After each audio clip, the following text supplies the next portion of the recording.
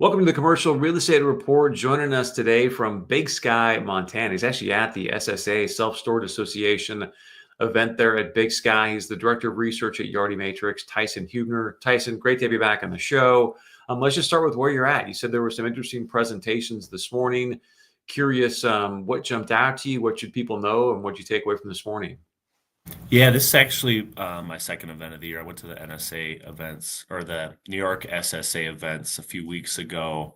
Um, and overall, I'd say the mood is pretty pessimistic for 2025. I think there's a lot of interesting things happening. I'm a bit more optimistic, I think, than most folks are.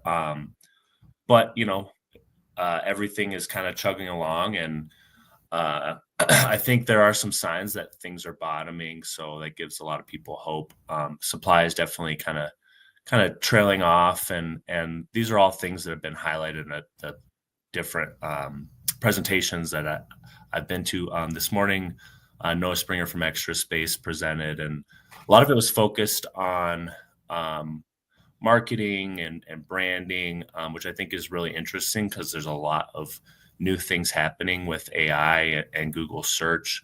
And then the second panel was specifically focused on AI. I think it still kind of remains to be seen what the impact in self-storage specifically will be, but there's already some interesting things happening, like I said, with Google searches and people kind of figuring out how they can use this to kind of optimize efficiency in their operating business of self-storage. So it's a really exciting start to the year. And like I said, even though there's some pessimism, I think most people have a pretty positive outlook on the sector overall. And interestingly, there have been some private companies that have put out some same store revenue and NOI growth projections, and most people are projecting pretty steady growth of 0 to 5% this year, which I think is nothing to shake your fist at. So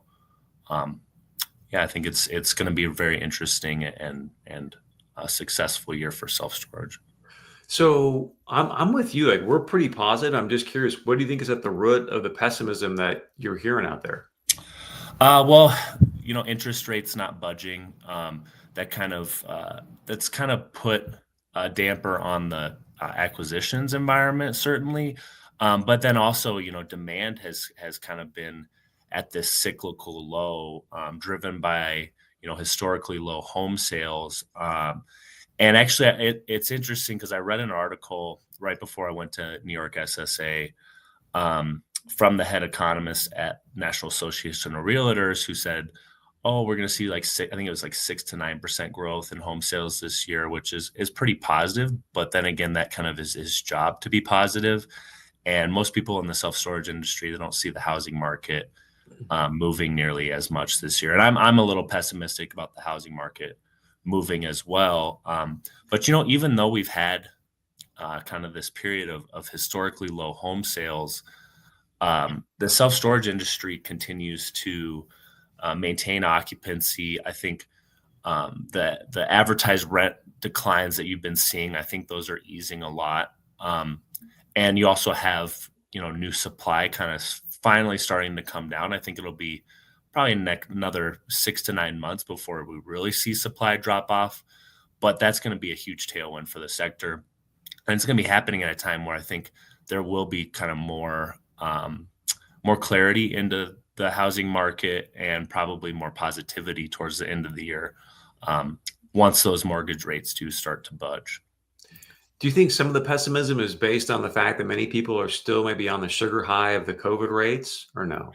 Definitely, yeah, Yeah. definitely. It's easy to forget that 1 to 5% revenue and NOI growth is that's good for any business. And it's kind of been the long term, close to the long term average, because you were seeing double digit, even 20% revenue growth during COVID. So everybody's got a short term memory. Also on the acquisitions front, during that time there was a lot more things moving, a lot more things selling, and I think people are just getting a little discouraged that they're not seeing nearly the deal flow that they did back then. But it's still, they've been mentioning, $4 billion in sales last year, so it still is an active market. There's still properties selling, and I actually think that the transaction market's going to see maybe not a huge uplift this year, but it definitely will be a lot more active than last year, just because there's so much capital. And then also we've seen so much supply deliver, and as those properties kind of reach stabilized occupancy, as they reach kind of their stabilized rent levels, those owners are going to want to get out of them as quickly as possible. So I think there will be a lot more sales activity this year. It should be a very interesting year for the market. Yeah, I want to review 24 with you and just everything that you saw throughout the year. Let's talk about forward looking into 25. Definitely want to hit on supply. Before we do, you mentioned, hey, Chris, I'm not so sure about acquisitions because rates are up, supply's going down. Then you sort of ended where I was going to go. I was talking to a broker recently. He's like, hey, KKR, Blackstone, a lot of the big boys are getting back in the space, and they've got a pretty good piece of their capital allocated for storage. So are you hearing, seeing the same thing? Yeah, actually, they had a speaker at the New York conference. They had somebody on a panel from DWS, which is the investment arm of Reef, and that's they're looking to get into storage in a big way. And there's always kind of been private equity has always kind of been circling self storage. It's a little bit harder to get into because you have to have you want to have a good partner, and there's fewer good partners in self storage than there is, say, multifamily or other commercial sectors. But everybody's kind of finding their footing, and they're finding ways to get involved in the sector. And it's just, I think it's become such a essential part of any large commercial real estate investor's portfolio that they have to have storage. They have a storage allocation. When I worked at Heitman, that was kind of one of our trademarks, because Heitman got into storage in the 90s, which was way ahead of a lot of these other firms. But it was one thing that set Heitman apart. And I think that a lot of other private equity firms are now realizing that, a lot of pension funds are realizing that, and they want to get on board. And it's good timing, because there is a lot of really high quality deals out there. There's a lot more data, and there's a lot more kind of understanding of the sector. And because it's been kind of on the forefront of a lot of technological advances as far as like operations, I think there's still a lot of growth left in the sector, and still, a lot of different ways for these large private equity firms to be very successful with investing in self-storage. So I'm pretty positive. I'm more positive on the investment market than I am on say, performance in the near term, just because storage has so much going for it, and it's been a great long-term investment for a lot of firms. Yeah, very well said. Let's back up for a moment. So you talked about the conversation with Google AI marketing. What was the single most important thing you got out of that conversation you think people should know? Well, just kind of stay ahead of using and just looking into how Google search is changing. I've certainly noticed when I search for something on Google, the first thing that pops up now a lot is like an AI powered result, and sometimes those results can be a little sketchy or questionable. Like kind of a silly thing, but yesterday in the car ride on the way up here with some of my old friends from Heitman, one of them said, "Oh, are birds cold blooded?" And I Googled it, and the AI powered result said that hummingbirds were cold blooded, but that's just not true. So it was you got to kind of question everything that you're seeing with AI, but also I think it can be a really great tool, and something you definitely want to stay ahead of, even with self storage. There was Noah from Extra Space. He was talking about how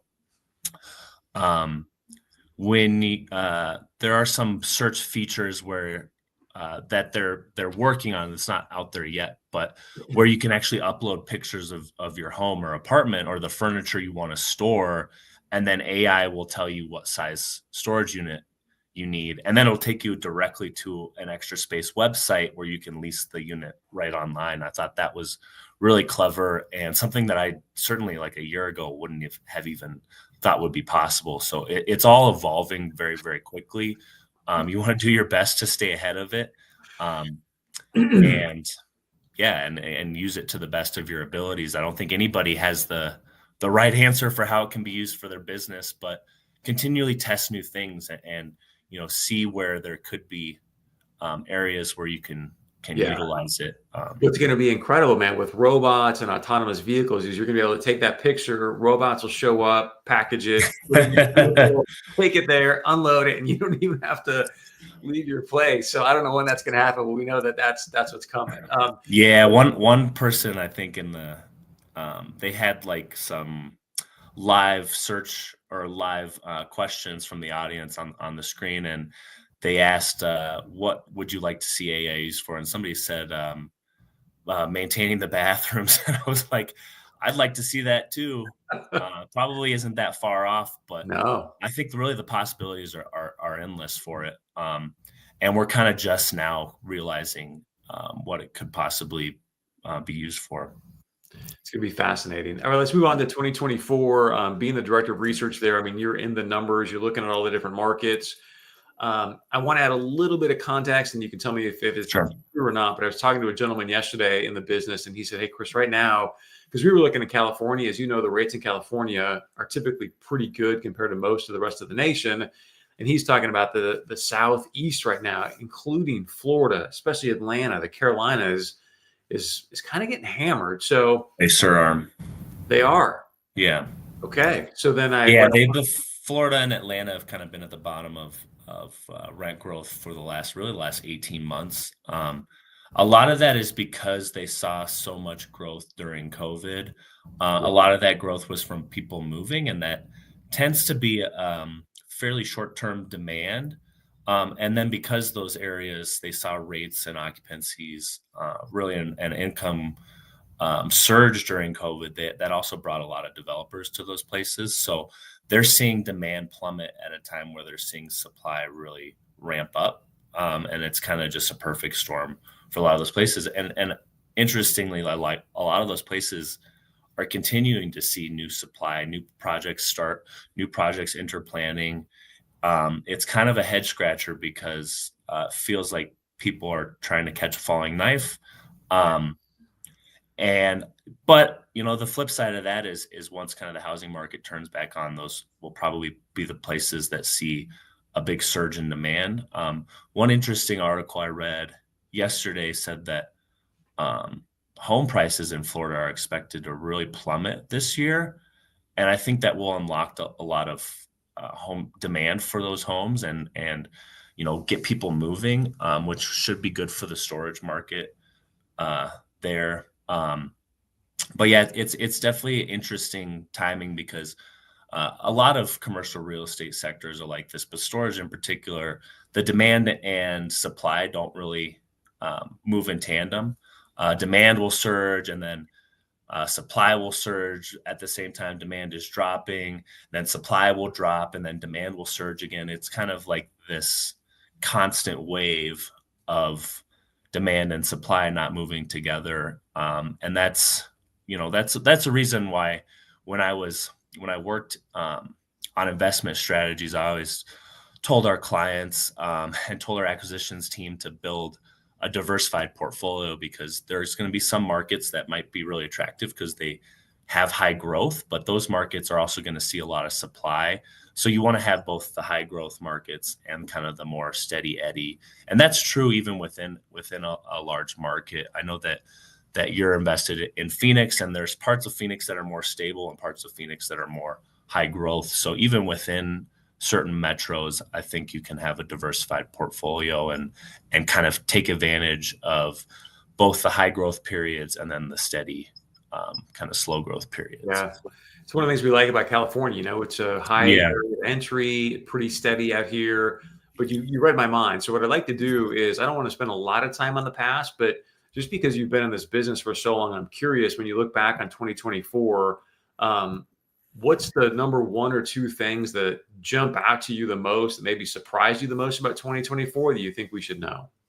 Well, definitely, supply remained high, and we saw kind of a resurgence in supply last year, especially in a lot of those Sunbelt markets that I mentioned. And we do supply forecasts once a quarter, and every quarter we were kind of writing up our supply forecast for the year, not just for 2024, but for 2025, because starts really didn't slow down really until the end of the year.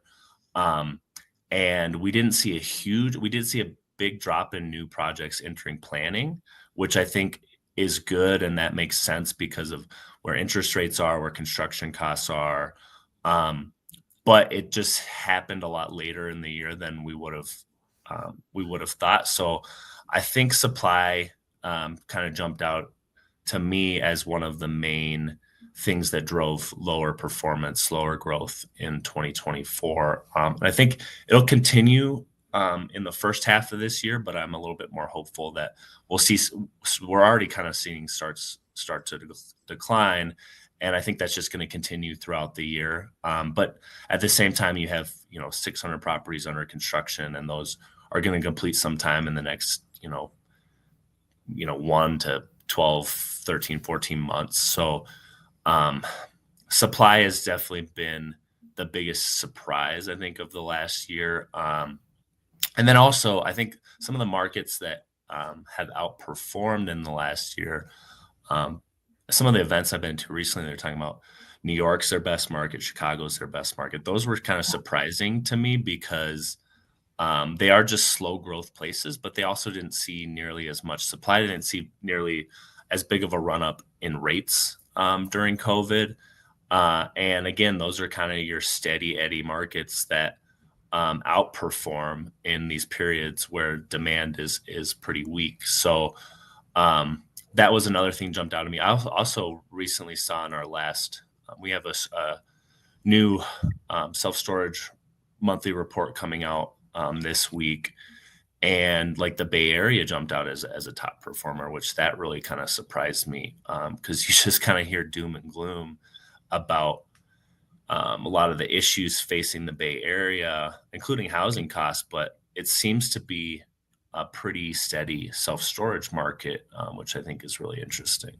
Thank you for bringing that up because a couple things. I was on a multifamily conversation around San Francisco, and the demand there, believe it or not, is actually surging. I think because of all the Yeah, AI and the tech. One, but two, San Francisco's got a new mayor, and I saw a video a couple days ago where there was people now in the streets taking some of the addicts off the streets. And this gentleman, the new mayor, really wants to turn things around.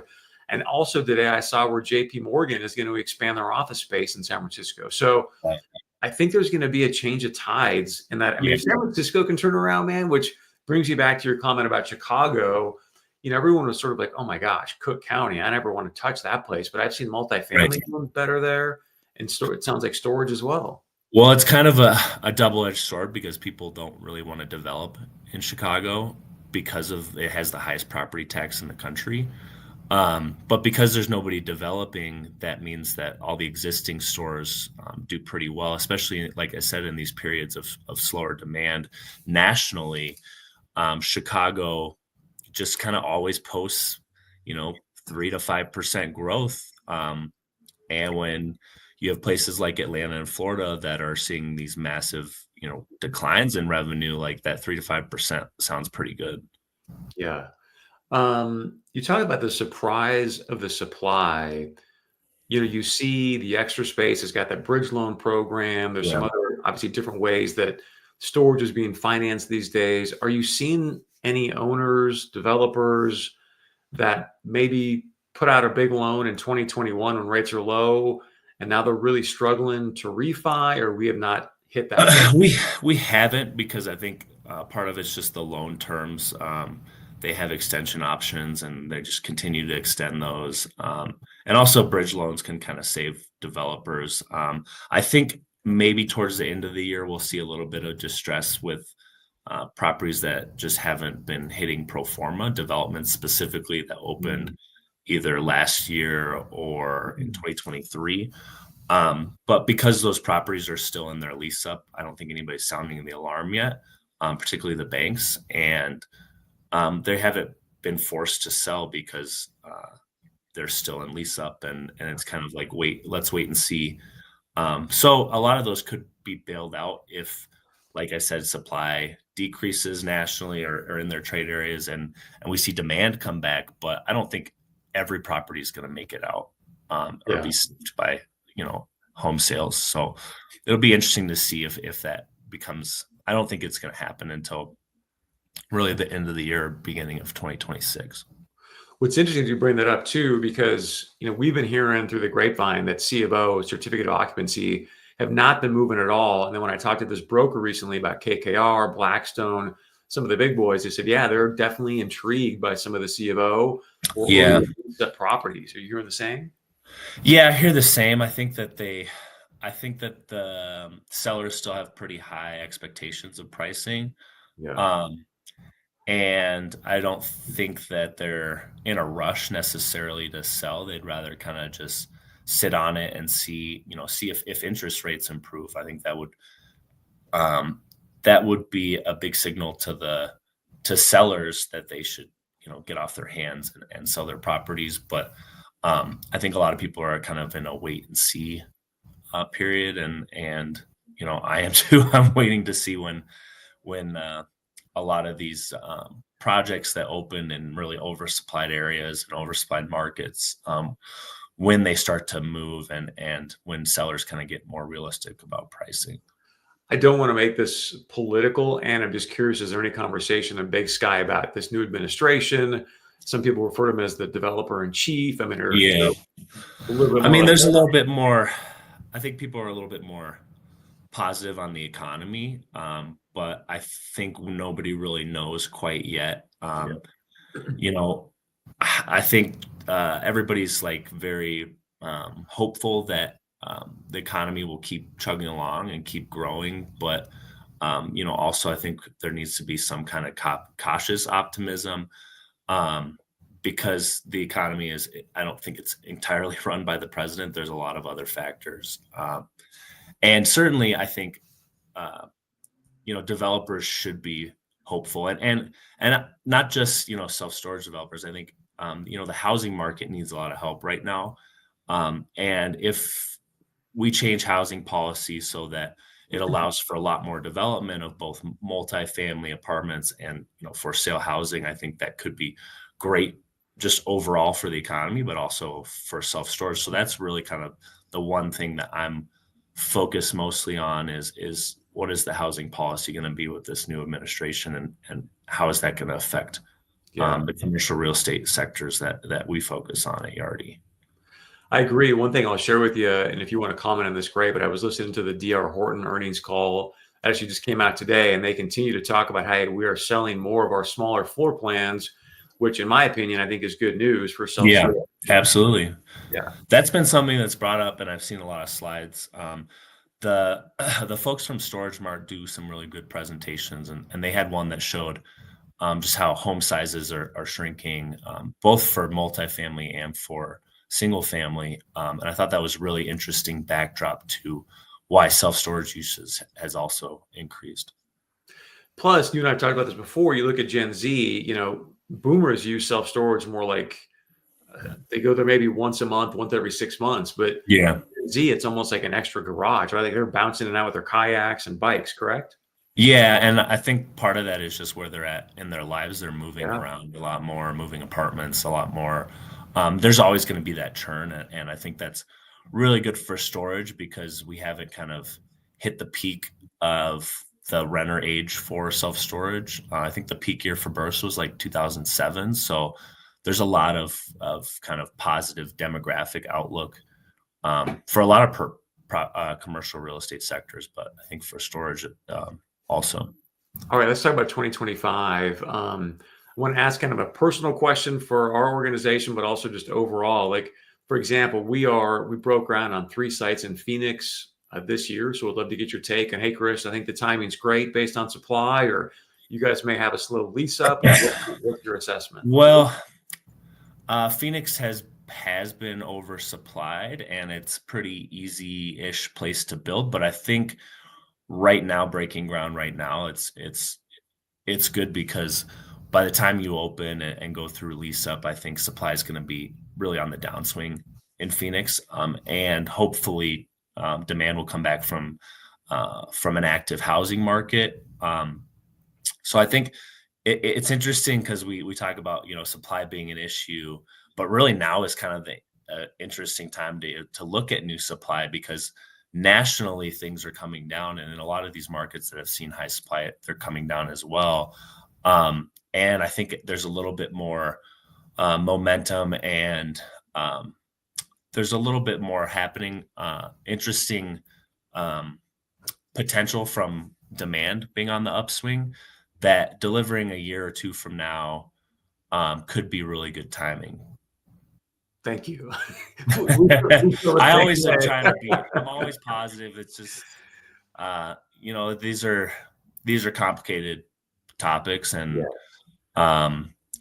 things ebb and flow. But I'm always an optimist first and foremost. So then, bigger picture, are there any area I guess let's just talk 2025. What are you anticipating for 2025? What are some geographic areas you're like, hey, Chris, I think we're going to see some really robust growth there, or what's your take?